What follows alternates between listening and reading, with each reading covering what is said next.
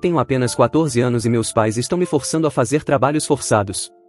Eu não quero fazer isso, quero ir para a escola e conseguir uma educação. Agora, eles estão me expulsando de casa porque me recusei a trabalhar na fazenda depois de desmaiar.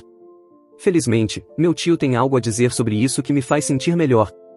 Sou o garoto de 14 anos mais infeliz do mundo. Estou no interior do Arkansas, onde a maioria das pessoas são agricultores. As crianças são obrigadas a começar a trabalhar na fazenda desde cedo, e apenas alguns pais entendem a importância da educação e se preocupam em mandar seus filhos para a escola. Eu não tive a sorte de ter pais assim. Meu pai não tem terra própria, mas ele sempre compra produtos de diferentes agricultores e os vende no mercado. Tenho um irmão mais novo de 10 anos chamado Ada. Eu estava no primeiro ano do ensino médio quando fiz 14 anos. Embora eu não entendesse totalmente a importância da educação, sabia que queria ser algo mais do que um fazendeiro. Porém, meu pai frustrou minhas esperanças. Dias depois do meu aniversário de 14 anos, ele me chamou para o quarto dele e disse que havia chegado a hora de eu abandonar meus estudos. Ele disse que acordos foram feitos com um amigo que possuía uma grande extensão de terras agrícolas, e eu seria um dos trabalhadores contratados. Eu tinha 14 anos, era magro e não tinha o tipo de resistência física que meus colegas tinham. Não sabia se era porque meu irmão e eu não fomos devidamente alimentados pelos nossos pais. Senti-me mal com o acordo, mas não estava absolutamente em posição de expressar minha opinião ou desafiar meus pais. Foi assim que dei adeus à minha educação. Desmaiei na fazenda no meu primeiro dia de trabalho devido ao cansaço. Não consigo descrever completamente a comoção que aconteceu depois que fui ressuscitado. O próprio dono da fazenda me levou de volta para casa para meus pais. Ele contou aos meus pais o que aconteceu, mas eles estavam mais preocupados em fazer com que eu voltasse a trabalhar o mais rápido possível. Meu pai disse ao amigo para não se preocupar, pois eu retomaria o trabalho no dia seguinte, depois de ter descansado aquele dia. Eu fiquei magoado com os comentários de meu pai, mas a resposta do amigo foi reconfortante. Ele disse aos meus pais que não estava mais disposto a me deixar trabalhar em sua fazenda porque não achava que eu estava em condições. Meu pai tentou convencê-lo. Mas ele disse que não queria se envolver em nenhum tipo de problema. Ele saiu de casa e meus pais ficaram com raiva de mim pelos dias seguintes. Meu irmão mais novo assistiu com terror porque sabia que era o mesmo que o esperava em 4 anos, se não menos. Meu pai tentou arranjar outros trabalhos para mim, mas as notícias sobre como desmaiei na fazenda se espalharam pela comunidade. Foi muito difícil para ele convencer alguém a me contratar. Minha presença em casa começou a irritar meus pais. Eu nunca parecia fazer algo certo aos olhos deles. Eles reduziram a quantidade de comida que eu comia e ainda reclamavam que eu comia demais. Se algo estivesse fora do lugar, ninguém mais era responsabilizado, tudo recaía sobre mim. Era surpreendente que eles não reclamassem que eu estava consumindo muito oxigênio da atmosfera. Depois que meu pai falhou em conseguir outro emprego para mim, pensei que seria uma boa ideia voltar para a escola em vez de ficar em casa sem fazer nada. Então, me aproximei dos meus pais numa noite e fiz a sugestão, mas foi uma ideia terrível. Quando entrei no quarto dos meus pais, vi seus rostos contorcidos que indicavam seu desgosto pela minha presença. Disse a eles que precisava falar sobre algo muito importante. Meu pai pediu para eu me apressar com o que queria dizer, e comecei a explicar como sentia que ir para a escola seria a melhor maneira de usar meu tempo. Porque não podia simplesmente ficar preguiçosamente em casa sem fazer nada, minha mãe se levantou da cama e passou por mim como se fosse usar o banheiro. Enquanto eu continuava a falar, ouvi imediatamente um grande estrondo e vi estrelas. Minha mãe me deu um tapa forte por trás e eu cambaleei um pouco. Ela ameaçou me castigar se eu não fechasse a boca, dizendo que sou fraco demais para trabalhar e fraco demais para contribuir com a família. Mas quando se tratava da escola, minha determinação estava acima de tudo. Ela se virou para meu pai e afirmou que sua suspeita o tempo todo estava correta. Minha mãe disse a meu pai que eu tinha inventado o drama do desmaio apenas para garantir que nunca fosse mandado de volta para a fazenda para trabalhar. Meu pai então me deu um ultimato para sair todos os dias e encontrar alguém disposto a me contratar para trabalhar. Caso contrário, ele me expulsaria de casa. Depois de uma semana sem sucesso, meu pai cumpriu sua promessa e me expulsou de casa. Inicialmente, eles me ignoraram quando eu disse que não conseguia encontrar trabalho, mas eu nunca soube que eles já estavam planejando minha saída. Fiquei surpreso quando vi o CPS em nossa casa, Serviço de Proteção à Criança, equivalente ao Conselho Tutelar. Eu não queria que eles me levassem para um lar adotivo ou um orfanato. Os serviços de proteção à criança estavam em nossa casa, e eu não tinha certeza se o que meus pais alegavam era verdade ou se era apenas um caso de pais irresponsáveis tentando fugir de suas responsabilidades. Eu ouvi meus pais falando sobre como os negócios estavam indo mal e como estava sendo difícil alimentar a mim e ao meu irmão mais novo. Eles disseram que, naquele momento, só podiam cuidar de um de nós. Depois que os agentes do CPS ouviram isso, notaram que, antes de me mandar para um lar adotivo ou orfanato, precisariam verificar se havia algum parente vivo dos meus pais que estivesse disposto a me acolher. Só depois disso eles resolveriam outras opções, como orfanato ou adoção. Meu pai disse imediatamente que o único parente vivo que ele tinha era seu irmão, o tio Paulo, que morava na cidade. Eles não o viam há muito tempo, então ele não tinha certeza se o tio Paulo seria capaz de me acolher. Meu pai alegou que o tio Paulo estava enfrentando dificuldades a última vez que ouviu falar dele, e você sabe quanto tempo se passou? 7 anos. Sim, 7 anos. Meu pai não teve contato com o único parente vivo que ele tem há 7 anos e estava usando informações antigas para concluir qual seria o resultado se o CPS o abordasse e perguntasse se ele poderia me acolher.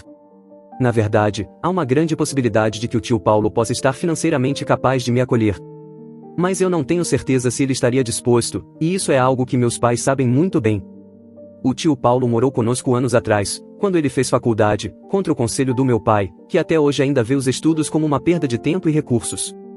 Eu me lembro vividamente de várias vezes em que meu pai quase brigou com ele porque sentia que o tio Paulo estava apenas usando a educação como uma desculpa para ser preguiçoso e não se juntar a ele na fazenda. Bem, o tio Paulo se formou na faculdade e teria feito mestrado, mas não havia dinheiro, então ele decidiu que era hora de conseguir um emprego. Ele fez o seu melhor, mas não teve sorte e meu pai começou a ficar irritado. Chegou a um ponto em que meu pai não conseguia mais reprimir sua raiva, então ele chamou o tio Paulo um dia e pediu que saísse de casa porque não podia continuar alimentando-o. O tio Paulo tentou explicar ao meu pai que estava fazendo o seu melhor para conseguir um trabalho. Mas meu pai colocou a culpa da situação no tio Paulo, acusando-o de desperdiçar seu tempo e poucos recursos na escola. O tio Paulo foi forçado a sair de casa naquele dia, e em vez de permanecer no campo, ele se mudou definitivamente para a cidade. Agora, aqui está a minha pergunta: se você fosse o tio Paulo e tivesse conseguido ganhar dinheiro, estaria disposto a acolher o filho do seu irmão que o expulsou de casa e nunca ligou para saber como você estava todos esses anos? O CPS prometeu que entraria em contato com meu tio para ver qual seria a resposta dele.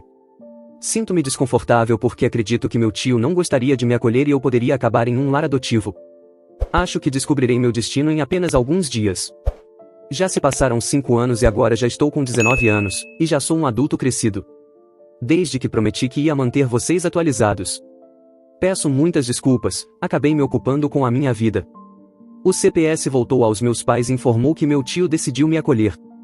Meus pais ficaram tão surpresos quanto eu, pois achavam que o tio Paulo recompensaria o ato de maldade deles com crueldade. Eles ficaram bastante felizes por eu estar sendo tirado das mãos deles. Enquanto esperávamos o dia da consulta, quando eu seria tirado de casa para viver com meu tio, meus pais repetidamente me disseram que, por ter decidido trilhar o caminho do tio Paulo, eu acabaria como ele. As palavras dos meus pais nunca tiveram um impacto tão negativo sobre mim quanto no dia em que fui para a casa do tio Paulo. Lembro-me do dia em que fui levado pelo CPS. A única pessoa que estava emocionada com a minha partida foi meu irmão mais novo, Ada. Ele correu atrás de mim enquanto eu era conduzido para longe, me segurou com força e começou a chorar, dizendo que não queria que eu fosse embora. Não consigo descrever a dor que senti naquele momento. Imediatamente, ao ver meu irmão chorar, meus pais não gritaram com meu irmão por tentar atrasar minha partida, pois o CPS perceberia que tipo de pais eles eram. Eles disseram a Ada e a mim que a minha partida era o melhor para todos, mas eu tinha certeza de uma coisa: Adam teria um encontro com o cinto do meu pai naquele dia. Eu estava nervoso enquanto dirigíamos para a casa do meu tio. Quando chegamos lá, ele parecia muito feliz em me ver depois de tantos anos. Eu não fui tocado por sua demonstração de carinho e emoção porque senti que tudo aquilo era apenas uma encenação. Eu queria acreditar que ele tinha boas intenções comigo. Após cerca de 5 minutos discutindo com ele, o serviço de proteção à criança me deixou com ele e eu me preparei para o pior, mas nunca veio. O tio Paulo exclamou que eu estava magro como um graveto e depois me mostrou meu quarto. Rapidamente, ele começou a preparar algo para eu comer. A qualidade da refeição era surpreendente, algo que nunca tinha experimentado na vida. Se meus pais consideravam isso um fracasso na vida, eu adoraria me tornar um fracasso também. Eu limpei meu prato em 5 minutos, e sem perguntar se eu estava satisfeito, meu tio serviu mais um pouco. Foi-me permitido tirar uma longa soneca naquela tarde antes de ter uma longa discussão com meu tio. Ele balançou a cabeça com decepção quando expliquei a ele o que realmente aconteceu. Ele me explicou que provavelmente meus pais não queriam envolver o CPS, e que a intenção deles era me jogar fora como lixo. Mas eles não tinham outra opção pois isso teria sido considerado abandono, e eles poderiam ser presos por isso, então foi por isso que eles envolveram o CPS. tio Paulo imediatamente me colocou de volta na escola. Como ele não tinha filhos próprios, uma série de preocupações tomou conta da sua mente, afastando-o da ideia de casamento. Ele disse que consideraria encontrar uma esposa no futuro, mas na época, estava focado em construir sua riqueza. 2 anos se passaram e meus pais obviamente não tinham dado notícias para saber como eu estava. Eu não esperava isso deles. Então, o tio Paulo decidiu confrontar os meus pais e me levou com ele naquele dia. O carro dele quebrou, então pegamos um táxi e chegamos na casa dos meus pais. Todos estavam lá, meus pais e Ada. Foi Adam quem abriu a porta para nos levar à sala onde meus pais estavam sentados. No momento em que vi Ada, percebi o quanto o tio Paulo tinha sido bondoso e gracioso comigo, transformando-me de alguém magro como um graveto para alguém bem alimentado. Mas isso não foi o mesmo para o meu irmão Ada. Ele estava animado em me ver, mas não expressou isso por medo dos meus pais. Ele apenas ficou na porta e sorriu para nós até meu pai perguntar quem era que veio nos visitar. Ada não disse nada, apenas se afastou para que eu e meu tio pudéssemos entrar. Minha mãe foi a primeira a falar, e tanto o tom quanto as palavras que saíram de sua boca estavam carregados de sarcasmo e zombaria. Ela perguntou se meu tio já estava cansado, e com isso queria dizer cansado de mim. Bem, essa pergunta me cortou como uma faca, era como se eu fosse um fardo para todos ao meu redor. Felizmente, o tio Paulo não perdeu tempo em rebatê-los. Ele disse aos meus pais que me trouxera para que pudessem ver o quanto eu estava melhorando depois que eles me abandonaram. Isso, segundo meu tio, era prova do seu fracasso. Meu pai disse que a única coisa que viam era eu sugando todos os recursos do tio Paulo, e que essa era a única razão pela qual eu estava tão saudável. Pediram para ele me levar e sair de casa, caso não tivesse mais nada importante a dizer. Tio Paulo chamou de sem vergonhas e acenou para mim, indicando que era hora de nos despedirmos. Estávamos partindo, mas meu coração estava sangrando e minhas pernas estavam pesadas enquanto todo aquele drama se desenrolava. Meu irmão Ada nem sequer disse uma palavra, e eu sabia que era porque nossos pais já o haviam instruído para que tomasse cuidado e que mantivesse distância. Atualmente, tenho 19 anos e estou na faculdade, mas estou seriamente preocupado com meu irmão mais novo, Ada. Eu sei que ele não pode ter o melhor na vida enquanto estiver sob a influência dos meus pais. Atualização rápida sobre meus pais. Ei pessoal, já se passaram 3 semanas desde que meus pais e o tio Paulo se encontraram. Depois que meu tio e eu voltamos da casa dos meus pais, eu não estava me sentindo como eu mesmo. O tio Paulo percebeu isso rapidamente, quando ele perguntou o que estava acontecendo, abri meu coração.